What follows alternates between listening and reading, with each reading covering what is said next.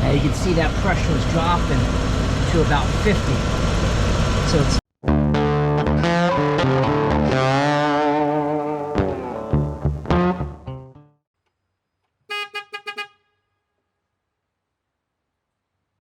Hey, it's Jason. It's another hot day in Maryland. I'm with my 1999 Land Rover Discovery 1. Yes, it's a 99 in the United States. They were made into a 99 or sold into a 99.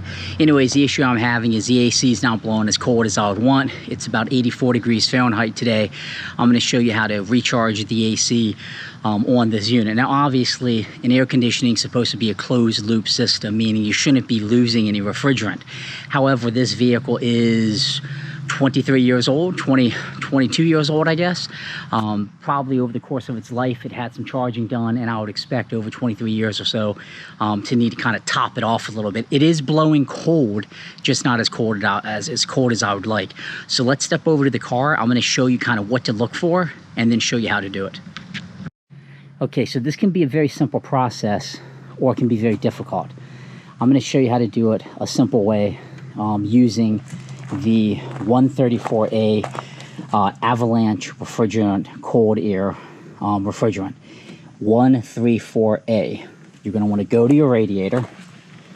Your radiator is right here, and there should be a label, and it's going to say what type of refrigerant to use and how much. If it's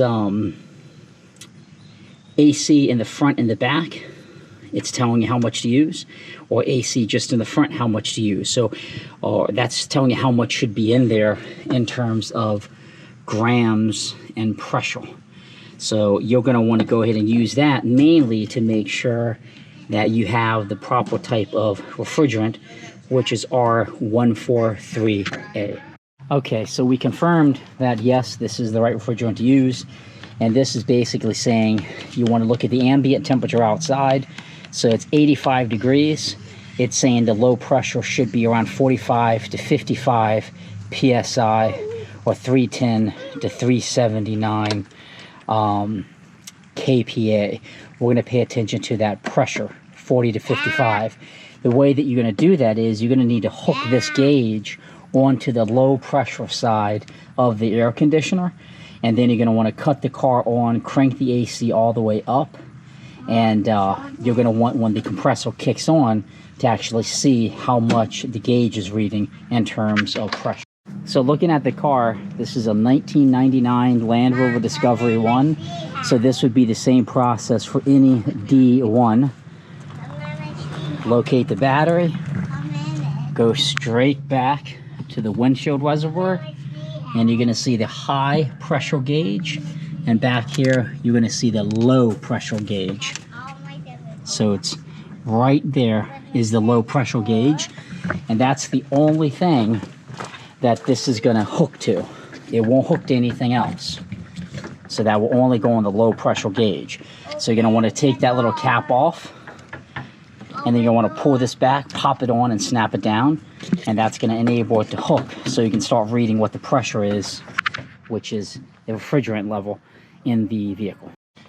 So this is the cap that will come off the low pressure side. The L signifies low, and then this is what it's going to look like, and that's what you're going to hook this device onto. So I'm going to need both hands to do that. So let me put this phone on a mount. If you're shorter than 5'9", you might need to get on a step stool or something.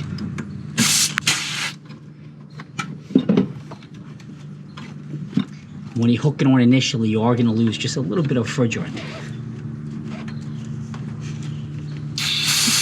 There we go.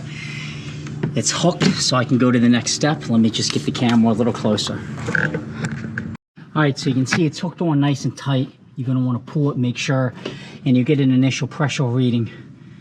So what I'm going to want to do, I'm showing a reading of about 90 or so, but you really want to do it when the AC is running. So you're going to want to go to the vehicle, start it, and crank the AC all the way up.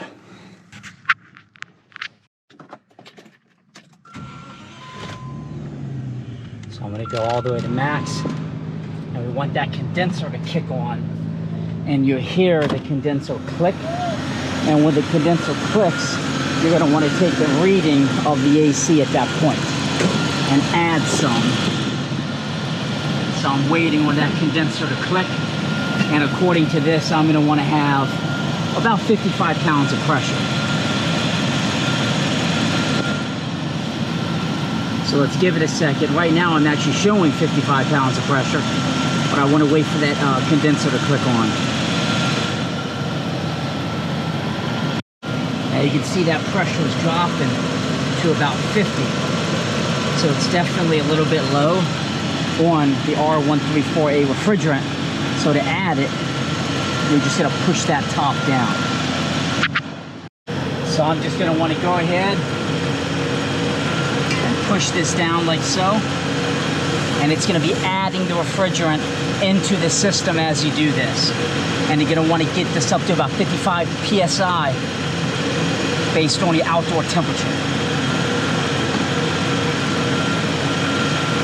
So once you get the pressure where it should be, you're going to want to go ahead and put this low cap back on just by screwing it on.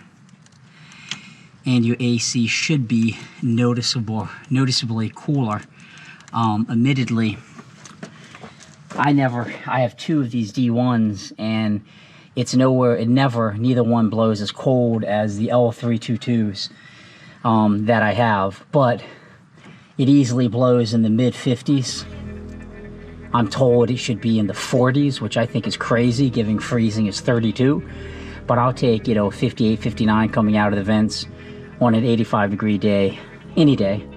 And it cools off the cabin just how I would expect. So that's how I did it with the 134A by Avalanche refrigerant. The key is just that low side. That's where it's located on the 1998 Discovery 1. On a lot of vehicles, you'll find it up in the front on newer ones. And it's kind of hidden behind that wire back there. I hope this video was helpful on recharging the refrigerant on your Land Rover Discovery 1. This is a 99, same process for 98, 97, so on and so forth. Be sure to subscribe to my channel. Have a great day.